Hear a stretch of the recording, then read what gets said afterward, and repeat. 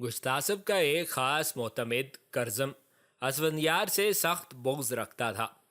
اسفندیار کی عزت و حرمت نے جلتی پر تیل کا کام کیا۔ کرزم نے گشتاسب کے کان بھرے کہ اسفندیار یہ دعویٰ کرتا ہے کہ ایران کی فتح صرف اس کی وجہ سے ہوئی ہے، اور اب وہ بادشاہت کے خواب دیکھ رہا تھا اور چاہتا تھا کہ بادشاہ کو قتل کر کے خود حکومت کی بھاگ دوڑ سنبھال لے۔ گشتاسب کرزم کے فریب میں آ گیا اور چاہا کہ اسفندیار کو اسیر کر کے زندان میں ڈال دے۔ اسفندیار کو بلانے کے لیے جاماسب کو بھیجا گیا۔ جاماسب نے اسفندیار کو باپ کا پیغام دیا اور صورتحال سے بھی مطلع کر دیا، لیکن اسفندیار کا دل صاف تھا، اس کے دل میں بدعہدی کا خیال تک نہ تھا، اس لیے وہ بے دھڑک باپ کے پاس چلا گیا۔ گشتاسب کے دریافت کرنے پر اس نے اپنی بے گناہی کا اظہار کیا، لیکن اسے یقین نہ آیا اور اسفندیار کو ایک دور دراز مقام پر پابند زنجیر کر کے قلعے میں ڈال دیا۔ اسفندیار توران کا وہ واحد حریف تھا جس سے ارجاسب خائف تھا۔ جو ہی اس کی اسیری کی خبر سنی، بلخ پر لشکرکشی کرنے کے لیے جنگی تیاریاں کرنے لگا، اور پھر جب یہ سنا کہ گشتاسب سیستان میں ہے تو کوہرام نامی سالار کو لشکر دے کر بلخ پر چڑھائی کرنے کے لیے بھیجا۔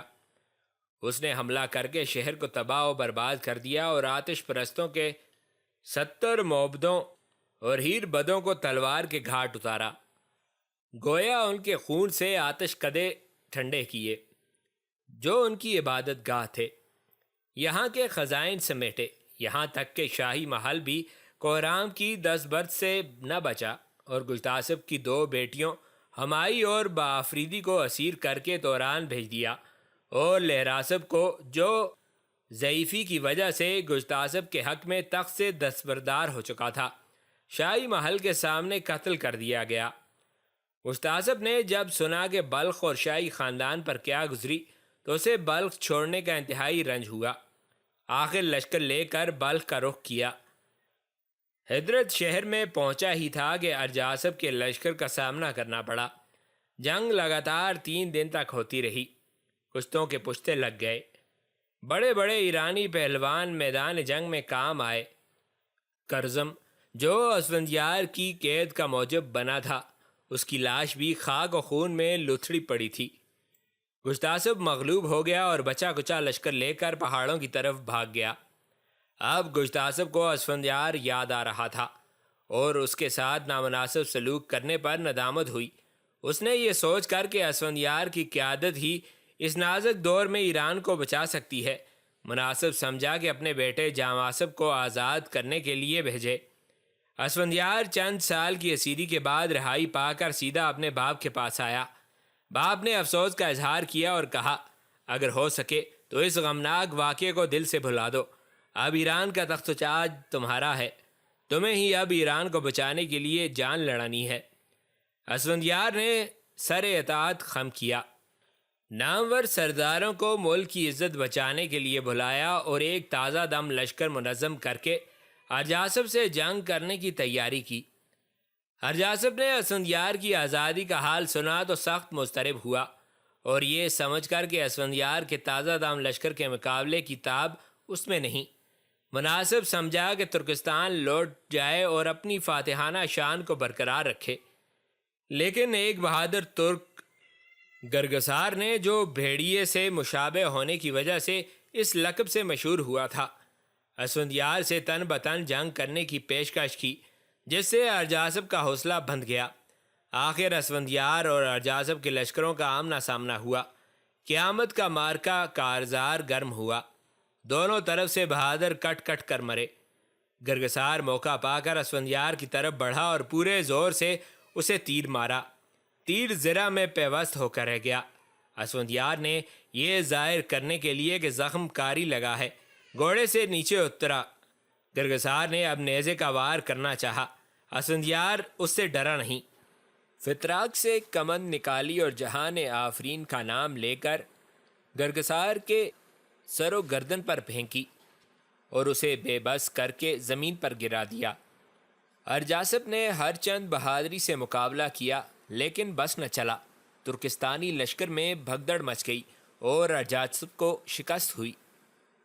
ارجاسب نے بچا کشر لشکر لے کر راہ فرار اختیار کر لی۔ جنگ ختم ہوئی، اسفندیار فتح یاب ہوا۔ ایران کو اس نے تورانیوں کے چنگل سے چھڑا لیا اور فتح کے شادیانے بجنے لگے۔ صبح کو کرگزار اسیر ہو کر پیش ہوا تو اس نے کہا، اگر میری جاں بخشی کی جائے تو میں آپ کو قلعہ روئندز کا پتہ بتاؤں گا، جہاں آپ کی بہنوں ہمائی اور بافریدی کو ٹھہرایا گیا ہے۔ قلعہ ناقابل تسخیر ہونے کی وجہ سے روئندج کہلاتا ہے۔ اسفندیار نے اس کے قتل کا ارادہ ترک کر دیا اور اسے زندان میں بھیج دیا۔ اسفندیار نے خاندان شاہی کی بے حرمتی اور اہل بلخ کی بربادی کا انتقام لینا چاہا، چنانچہ اب اس نے روئندج پر حملہ کرنے کی تیاری کی۔ اس مہم میں اسفندیار کو بھی رستم کی طرح 7 منزلیں طے کرنی پڑیں، جو ہفت خوان اسفندیار کے نام سے مشہور ہیں۔ گشتاسب نے حکم دیا کہ مختلف علاقوں کے سپاہی جمع کیے جائیں اور اسفندیار کی نظر سے گزارے جائیں۔ چنانچہ پوری سپاہ میں سے اسفندیار نے 12,000 دلاور انتخاب کیے اور سامان سفر اور اسلحہ فراہم کیا گیا۔ آخر کوچ کا نکارہ بجا اور گرگسار کو رہنمائی کے لیے ہمراہ لے لیا گیا۔ گرگسار نے اسفندیار کو بتایا کہ روئندج تک پہنچنے کے لیے 2 راستے ہیں۔ ایک راستہ طویل ہے جو شہروں اور دیہاتوں میں سے ہوتا ہوا جاتا ہے۔ اس راستے میں جانوروں کا چارہ اور سامان رسد بآسانی فراہم ہو سکتا ہے۔ چھوٹا راستہ طے کر لیں تو 7 دن کی مسافت پر ہے، لیکن یہ بہت پرخطر ہے۔ اس میں بھیڑیوں، شیروں اور جادوگروں سے سامنا کرنا پڑے گا۔ اگر آپ یہ راستہ طے کر لیں تو 7 دن میں دنیا بھر کے سب سے مضبوط اور بلند قلعے تک پہنچ سکتے ہیں۔ اس قلعے میں محلات شاہی، چشمے، خزانے اور دفینے ہیں، جن میں صدیوں کی فراہم کی ہوئی دولت پوشیدہ ہے۔ انسانوں اور جانوروں کی خوراک کا اس قدر سامان جمع کیا گیا ہے کہ کئی سالوں کے لیے کفیل ہو سکتا ہے۔ یہاں بادشاہ ترکستان کے 10,000 جانباز موجود ہیں، جن میں ہر فرد یگانہ روزگار ہے۔ اسفندیار روئندج تک جلد از جلد پہنچنا چاہتا تھا، اس لیے یہی مختصر راستہ اختیار کیا جو 7 دن کی مسافت کے بعد اسے منزل مقصود پر پہنچا دے۔ پہلی منزل میں اسفندیار کا مقابلہ 2 بھیڑیوں سے ہوا۔ اسفندیار نے ان بھیڑیوں کو تحقیق کیا اور اس خوشی میں بہت بڑا جشن ہوا۔ وسیع دسترخوان بچھائے گئے جن پر ایرانی فوج کے تمام سرداروں اور سپاہیوں نے پرتکلف دعوت کھائی۔ دوسری منزل میں ایک شیر اور شیرنی رہتے تھے جن کے حملوں کی پورے توران میں دھوم تھی۔ ان کی وجہ سے کسی انسان کا وہاں سے گزر نہ ہو سکتا تھا۔ ان شیروں کو بھی اسفندیار نے موت کے گھاٹ اتارا۔ اس خوشی میں دوسرا جشن منایا گیا۔ تیسری منزل میں ایک اژدہے کا بسیرا تھا۔ یہ اژدہا اس قدر ہولناک تھا کہ اس کی پھنکار سے ہر چیز بھسم ہو جاتی تھی۔ اسفندیار نے اس کو بھی بے بس کر کے ہلاک کیا۔ اس خوشی پر بھی بہت بڑی دعوت کا اہتمام کیا گیا۔ چوتھی منزل میں ایک پرفن ساحرہ تھی۔ اس منزل میں بھی بدستور اسفندیار کا لشکر آگے آگے بڑھتا چلا گیا، یہاں تک کہ یہ ایک خوبصورت مرغزار میں پہنچے جہاں تا حد نگاہ فرش پر مخمل کی طرح سبزہ بچھا تھا۔ رنگ برنگے پھول کھلے تھے۔ پاس ہی ایک دریا تھا۔ دریا کے کناروں پر خوبصورت درخت اس طرح اگے تھے جیسے سبز پریاں دامن سمیٹے کھڑی ہوں۔ اسفندیار گھاس پر بیٹھ گیا جو نسیم کے جھونکوں کے چھونے سے نیلگوں حریر کی مانند ہو گیا تھا۔ گھوڑا اس نے درخت کے نیچے باندھ دیا۔ لشکر دریا کے کنارے خیمے لگانے لگا۔ اسفندیار کے سستانے کے لیے فرش بچھایا گیا جس پر جام و سبو اور کھانے کا سامان چن دیا گیا۔ اس دل فریب فضا سے اسفندیار کچھ اتنا متاثر ہوا کہ تنبور ہاتھ میں لے کر ہلکے ہلکے تاروں کو چھیڑا اور دھیمے سروں میں گانے لگا۔ کرگسار بولا، یہ منظر جو جنت نگاہ بنا ہوا ہے سب فریب نظر ہے۔ یہ اسی ساحرہ کی مملکت ہے جس کا جادو پورے لشکر کو برباد کر سکتا ہے۔ یہاں محتاط رہنے کی ضرورت ہے۔ کرگسار نے اپنا فکرہ مکمل کیا ہی تھا کہ وہ ساحرہ لجاتی اور تھرکتی ہوئی آ پہنچی۔ ساحرہ کو اطمینان تھا کہ شیر جال میں آ پھنسا ہے۔ اسفندیار نے مزاج پرسی کی اور ایک طلائی زنجیر نکال کر اس کے گلے میں ڈال دی، جو اسے زرتشت کی طرف سے ملی تھی اور جادو کا اثر زائل کر دیتی تھی۔ اسفندیار نے اس کے ہاتھ اپنے ہاتھوں میں لے لیے۔ اس نے شیر کی طرح منہ کھولا جس میں سے آگ کے شعلے بلند ہوئے، لیکن دفعتاً فرو ہو گئے۔ اس نے ہر چند زنجیر اتارنے کی کوشش کی لیکن کامیاب نہ ہو سکی۔ جادو کا اثر زائل ہو چکا تھا۔ ساحرہ کی زیبائش کی تہیں ایک ایک کر کے فضا میں تحلیل ہو گئیں اور ایک کریہ منظر بڑھیا منہ کھولے ہوئے نظر آئی۔ اسفندیار نے تلوار کا وار کر کے اس کا خاتمہ کر دیا۔ اب نہ وہ دریا رہا نہ سبزہ زار، ایک وسیع و عریض ویرانہ اپنے اصلی رنگ میں نظر آ رہا تھا۔ یہ چوتھی منزل بھی طے ہوئی، جس کی خوشی میں بہت بڑا جشن منایا گیا۔ پانچویں منزل میں اسفندیار نے سیمرغ کو ٹھکانے لگایا۔ چھٹی منزل میں آئے تو یہاں کا موسم نہایت سرد تھا۔ سورج نظروں سے اوجھل ہو چکا تھا۔ دیکھتے دیکھتے دھواں بادل چھا گئے، تند و تیز ہوا چلنے لگی۔ لشکر نے جو خیمے گاڑے تھے وہ اکھڑ اکھڑ جاتے تھے۔ آخر برف باری شروع ہوئی اور آن کی آن میں ساری زمین برف پوش ہو گئی۔ یہاں انہوں نے آگ جلائی اور خضوع و خشوع کے ساتھ زرتشت کو یاد کیا اور رات بھر مناجاتیں پڑھتے رہے۔ آخر برف رکی، ہوائیں تھمیں، سردی کی شدت کم ہوئی، آفتاب طلوع ہوا۔ لشکر نے لباس خشک کیے اور وہاں سے چل دیے۔ اب اسفندیار نے ساتویں منزل کے متعلق استفسار کیا۔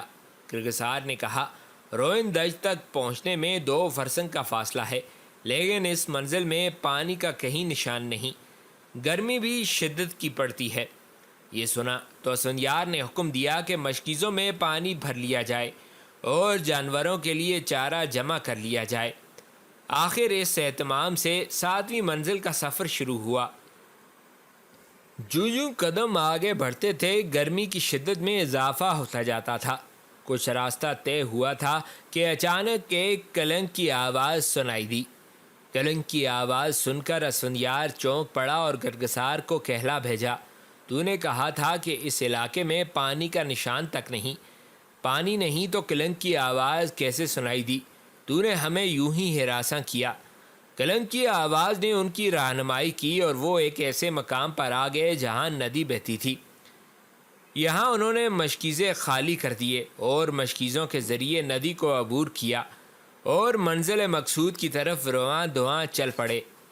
اچانک ان کی نظر ایک قلعے کی چوٹی پر پڑی جو آفتاب کی شعاؤں سے چمک رہی تھی۔ کرگسار بول اٹھا، یہی روئن دج ہے۔ اسے دیکھ کر اسفندیار کی خوشی کی انتہا نہ رہی۔ اسفندیار نے لشکر کو شہر سے بہت دور چھوڑا اور ملبوسات فاخرہ اور دوسری گرا بہاں اشیاء اونٹوں پر لاد کر ایک تاجر کی حیثیت میں وارد شہر ہوا۔ تاجر خصوصی کی حیثیت میں اس کا تعارف شاہ ترکستان سے ہوا۔ اس نے گراں بہا جوہرات نذرانے کے طور پر شاہ ترکستان کی خدمت میں پیش کیے۔ نذرانے قبول کر لیے گئے اور ایک مہمان کے طور پر اسے قلعے میں جگہ ملی۔ بادشاہ کی اجازت پا کر اس نے وہ تمام صندوق بھی منگوا لیے جن کے متعلق اس نے کہا تھا کہ ان میں ساز و سامان ہے۔ یہاں اس نے وہ سب کچھ دیکھا جس کا ذکر کرگسار نے کیا تھا۔ یہیں اسے ہمائی اور بآفریدی نظر آئیں جو ندی سے پانی بھر کے لا رہی تھیں۔ اسفندیار نے انہیں پہچان لیا لیکن وہ اسے پہچان نہ سکیں۔ انہوں نے پوچھا، میاں کچھ اسفندیار کا بھی پتہ ہے؟ وہ سختی سے بولا، مجھے کیا خبر اسفندیار کون ہے؟ جس شہر میں اسفندیار ہے خدا اسے غارت کرے۔ انہوں نے آواز سے پہچانا کہ یہ اسفندیار ہے۔ اس وقت ان کی خوشی کی انتہا نہ تھی، لیکن خوشی کو انہوں نے چھپا لیا اور اسفندیار کی کامیابی کی دعا کرتی رہیں۔ بادشاہ کو تاجر پر اس قدر اعتماد حاصل ہوا کہ اسے اجازت دے دی کہ وہ جب چاہے قلعے میں آ جائے۔ اسفندیار پورا اعتماد حاصل کر چکا تو ایک دن اس نے ارجاسب کو، جب وہ عالم سرمستی میں تھا، ایسا تلوار کا ہاتھ مارا کہ اس کا سر تن سے جدا ہو گیا۔ اس کے ساتھ ہی صندوقوں سے باہر نکل آئے اور گھاس پھوس جلا دیا، جس کا دھواں دور دور تک بلند ہوا۔ یہ گویا علامت تھی اس بات کی کہ مہم کامیاب ہوئی۔ دھواں دیکھتے ہی لشکر آ پہنچا۔ قلعے کا دروازہ کھول دیا گیا۔ لشکر قلعے میں داخل ہوا۔ لشکر شاہ ترکستان کے 10,000 جان بازوں پر قابو پا چکا تھا اور قلعے پر اسفندیار کا قبضہ ہو گیا۔ وہ تمام خزانے اور دفینے جو افراسیاب کے زمانے سے روئندج میں محفوظ چلے آ رہے تھے، اسفندیار کے تصرف میں آ گئے۔ بچھڑی ہوئی بہنیں اسفندیار سے آ ملیں، جو کچھ عرصے سے یہاں قید تھیں۔ اسفندیار نے کرگسار سے وعدہ کیا تھا کہ اگر وہ ارجاسب کے اس ناقابل تسخیر قلعے تک پہنچا دے گا تو توران کی مملکت اسی کے حوالے کر دی جائے گی۔ اسفندیار نے اپنا وعدہ پورا کیا اور یہ فاتح لشکر ایران واپس آ گیا۔ گستاسب نے اسفندیار کو ایران کا تخت و تاج سپرد کرنے کا وعدہ کیا تھا، لیکن ہر چند کہ وہ بوڑھا ہو چکا تھا، ابھی تخت سے دستبردار نہیں ہونا چاہتا تھا۔ اب اس نے اسفندیار کو ایک اور خطرے میں ڈالنا چاہا اور اسے کہا، تم جانتے ہو رستم ہمارا دست پروردہ ہے۔ سیستان کی حکومت اسے ہم نے بخشی ہے، ہماری وجہ سے اسے دنیا میں سرفرازی حاصل ہوئی ہے، لیکن اب وہ بہت خود پسند اور مغرور ہو گیا ہے۔ اس نے کبھی ہماری طرف اعتنا کرنے کی ضرورت نہیں سمجھی۔ اس کی سزا یہ ہے کہ اسے پاوا جولاں ہمارے دربار میں حاضر کرو۔ اگر تم کامیاب ہو جاؤ تو تاج تمہارے سر پر رکھ دیا جائے گا۔ لیلائے سروری کے عشق میں اس نے لشکر تیار کیا، صحرا کی راہ لی اور سینکڑوں فرسنگ کی مسافت طے کر کے سیستان پہنچ گیا۔ رستم کو اسفندیار کی آمد کی خبر ملی تو اس نے بہت خوشی کا اظہار کیا، گرم جوشی سے اس کا استقبال کیا اور کہا، میں یزدان پاک کا شکر گزار ہوں کہ اس نے مجھے اپنی محبت اور عقیدت ظاہر کرنے کا موقع دیا۔ اسفندیار اپنے باپ کا حکم بجا لانے کے لیے بے چین تھا، اس لیے کہا، بادشاہ تم پر سخت برافروختہ ہے کہ تم نے کبھی دربار شاہی کی طرف اطلاع نہیں کیا۔ سیستان کی حکومت تمہیں میرے بزرگوں نے بخشی تھی۔ حکومت پا کر تم اس قدر خودسر ہو گئے ہو کہ اپنے محسنوں کو خاطر میں نہیں لاتے، اس لیے مجھے حکم ملا ہے کہ تمہیں پاو زنجیر دربار میں پیش کروں۔ رستم اچانک یہ کلمات سن کر سخت حیران ہوا اور بولا، میں یہ کیا سن رہا ہوں؟ مجھے اگر شاہ کی حرمت کا پاس نہ ہوتا تو کہتا کہ یہ کسی دیوانے کا کام ہے جو مجھے سنا رہے ہو۔ میں اس پیغام کو درخور احتنا نہیں سمجھتا۔ یزدان پاک نے جو عظمت اور مرتبہ دیا ہے اس سے میں نیچے نہیں آؤں گا، نہ اپنے خاندان کے لیے باعث ننگ بنوں گا۔ کیانی بادشاہوں کو فتوحات میرے بازو کی قوت حاصل ہوئیں۔ ایران کی قسمت کا ستارہ میری ہمت مردانہ نے چمکایا۔ بادشاہوں کے دشمنوں کو میں نے مغلوب کیا۔ اگر میں سلطنت کی پشت پناہی نہ کرتا تو ایسے حالات رونما ہوتے جن کا زبان پر لانا مجھے گوارا نہیں۔ میری نصیحت ہے کہ تم شیطانی وسوسوں کو سر سے نکال دو۔ تم بادشاہ بننے کے خواب دیکھ رہے ہو، اس میں تمہیں کامیابی نصیب نہیں ہوگی۔ بہتر یہ ہے کہ تم مجھے میزبان سمجھ کر میرے پاس کچھ دن قیام کرو۔ میں تمہیں شایان شان طریقے سے رخصت کروں گا اور وفاداری کے اظہار کے طور پر وہ سب خزانے پیش کروں گا جو مدت العمر میں نے حاصل کیے۔ اسفندیار بولا، یہ سب سچ ہے، لیکن تم جانتے ہو کہ جو شخص بادشاہ کے حکم سے روگردانی کرتا ہے وہ کفر کا مرتکب ہوتا ہے اور اپنی دنیا اور آخرت کو برباد کرتا ہے۔ اگر زمین و آسمان بھی مل جائیں تو میں بادشاہ کا حکم بجا لانا چاہوں گا۔ تمہیں میں جنگ کی دعوت دیتا ہوں۔ مقابلے کا دن مقرر ہوا۔ مقررہ وقت پر دونوں میدان میں اترے۔ پہلے دن رستم کا بس نہ چلا اور اس نے کاری ضربیں کھائیں۔ دوسرے دن پھر مارکہ کارزار گرم ہوا۔ اب کی بار رستم نے اسفندیار کو مغلوب کر لیا اور دفعتاً خنجر مار کر اس کا سینہ چاک کر دیا۔ اسفندیار کا لشکر اپنے سردار کا ماتم کرتا ہوا واپس ہوا۔ اسفندیار کے قتل کے بعد رستم بھی زیادہ عرصہ نہ جیا۔ اس کے بھائی شغانہ نے اسے فریب دیکھ کر ایک گڑھے میں گرا دیا۔ جس میں خنجر اور تلواریں سیدھی گاڑی گئی تھیں۔ ان کے زخموں سے رستم جاں بر نہ ہو سکا اور پہلوانوں کا یہ عظیم خاندان صفحۂ ہستی سے مٹ گیا۔ ہنستا حال دیوانہ یکدم خاموش ہو گیا۔ رات بیت چکی تھی۔ لائتس نے چڑیوں کی چہچہاہٹ سنی تو دنگ رہ گیا۔ اس نے اس خطے کی دیو مالائی کہانی سنی تو اسے اپنے گرد و نواح کا ہوش ہی نہ رہا۔ وہ خستہ حال دیوانے کی آواز میں نہ جانے کتنی لمبی داستان سن چکا تھا۔ صبح کا وقت، نماز فجر کے لیے بازار میں لوگوں کو آتا جاتا دیکھ کر لائتس حیران رہ گیا۔ دراصل خستہ حال دیوانے سے اس قدر معلومات افزا باتیں سننے کے دوران علم پسند لائتس مارے تجسس کے خود مجسمہ بنے بیٹھے رہا، اور پتہ اس وقت چلا جب رات بیت گئی۔ خستہ حال دیوانہ یکا خاموش ہو گیا تھا۔ کچھ دیر تک لائتس اس کے نزدیک بیٹھا اس کے دوبارہ بولنے کا انتظار کرتا رہا۔ لائتس چاہتا تھا کہ اس کی کہانی اسے کوئی ایسا سراغ دے جو مقدس من کا ڈھونڈنے میں اس کی مدد کر سکے، لیکن پوری کہانی میں بے پناہ دلچسپی لینے کے باوجود لائتس بے نیل و مرام رہا۔ اسی اثنا میں اسے خستہ حال دیوانے کی آواز پھر سنائی دی۔ دارا گستاخب کے دور میں پیدا ہوا۔ وہ بہت عظیم بادشاہ تھا۔ دارا کا جانشین بھی دارا ہی تھا۔ وہی داریوش اعظم بنا۔ داریوش اعظم نے مجھے اپنے محل کا نگران خاص مقرر کیا۔ یہی وجہ ہے کہ میں آج تک پارسیوں کے کھنڈرات کی حفاظت کر رہا ہوں۔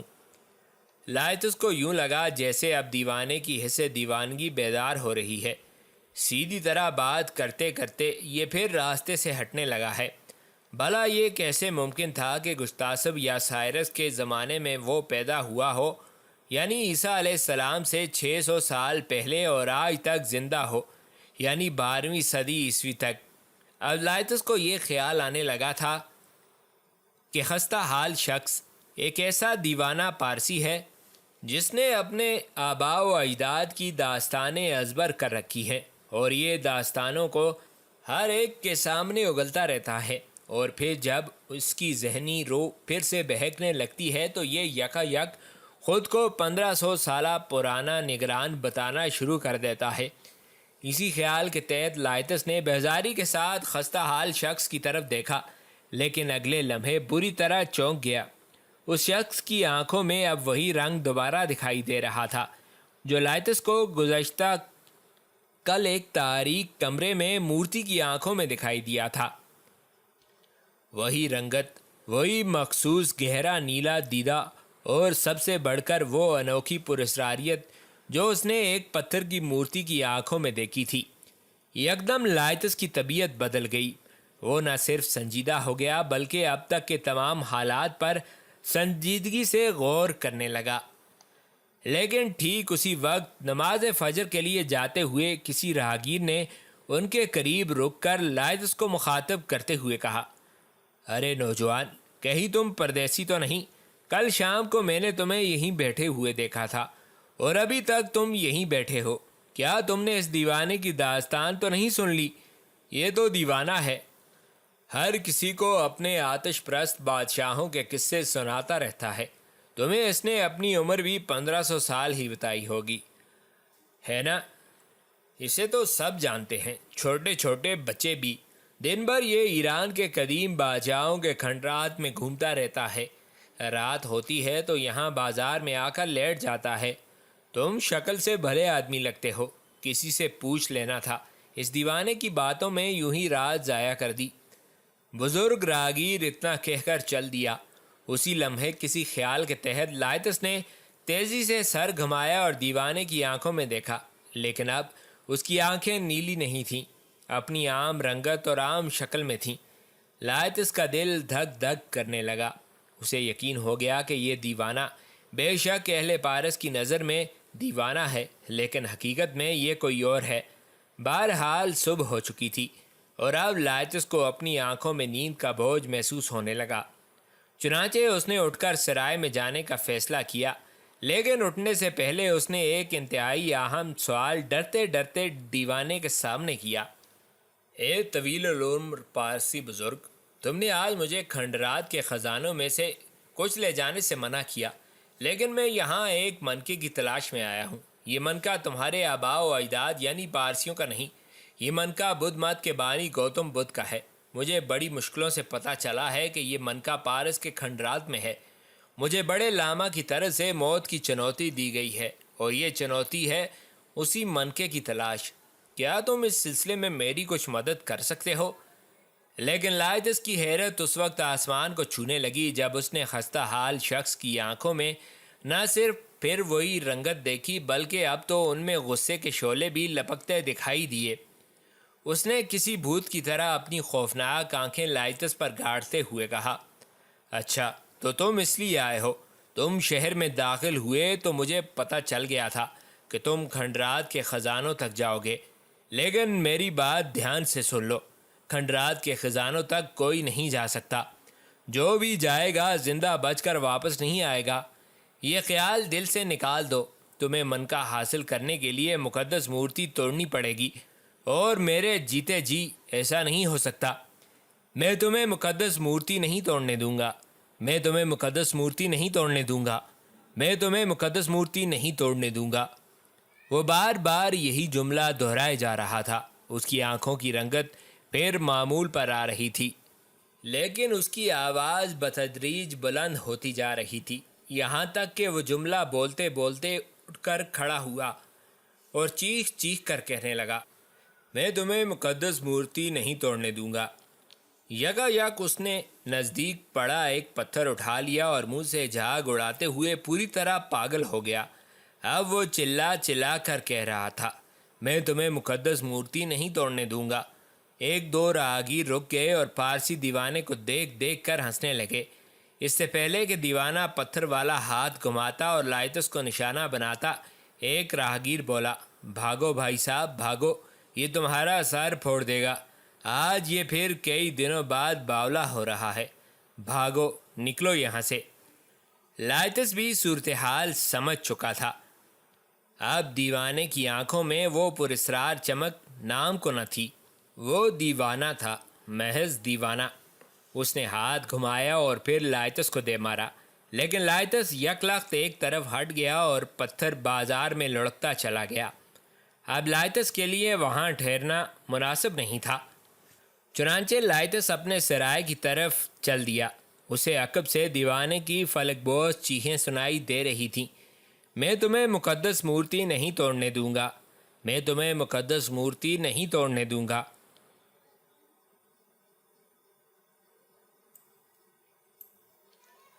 لائتس رات بھر جاگا تھا، چنانچہ نماز فجر ادا کرتے ہی سو گیا، اور پھر جب وہ اٹھا دوپہر ڈل رہی تھی۔ اس نے سوچا کہ اس وقت اگر وہ کھنڈرات کی طرف جائے گا تو شام ہو جائے گی، چنانچہ آج کا دن اس نے سرائے میں گزارنے کا فیصلہ کیا۔ اسے کل والی باتیں کسی خواب کی طرح یاد آ رہی تھیں، خاص طور پر دیوانے کا وہ جملہ کہ میں تمہیں مقدس مورتی نہیں توڑنے دوں گا۔ لائتس کے ذہن میں بار بار کھٹک رہا تھا۔ نہ جانے کیوں لائتس کا جی چاہتا تھا کہ وہ اسے اپنی منزل کا ایک سراغ سمجھے۔ مقدس مورتی نہیں توڑنے دوں گا، تو کیا مقدس منکا کسی مورتی میں موجود تھا؟ لائتس اسے ایک دیوانے کی بات سمجھ کر نظر انداز کرنا چاہتا تھا۔ وہ ایک سچا مسلمان تھا اور ہر بات کو اچھے سے پرکھتا تھا۔ کل والے دیوانے کی آنکھوں میں بار بار نظر آنے والی پراسرار رنگت کو اس نے آج بیدار ہوتے ہی اپنا واہمہ سمجھا۔ اس نے یہ رائے قائم کی کہ کھنڈرات کے پراسرار اور عبرتناک ماحول کا اس کے ذہن پر نفسیاتی اثر پڑا ہے، جس کے نتیجے میں اسے ایک بے جان مورتی حرکت کرتی ہوئی نظر آئی، اور پھر اتفاق سے کھنڈرات کا آوارہ گرد دیوانہ اس سے ٹکرا گیا تو اسے دیوانے کی آنکھوں میں بھی وہی پراسراریت دکھائی دینے لگی۔ یہی جائزہ تھا جو لائتس نے اپنے کل والے واقعات کا لیا، اور ایک بار پھر پوری طرح یہ یقین کامل حاصل کر لیا کہ تمام تر پراسراریت اس کے لاشعور کا ہی کرشمہ تھی۔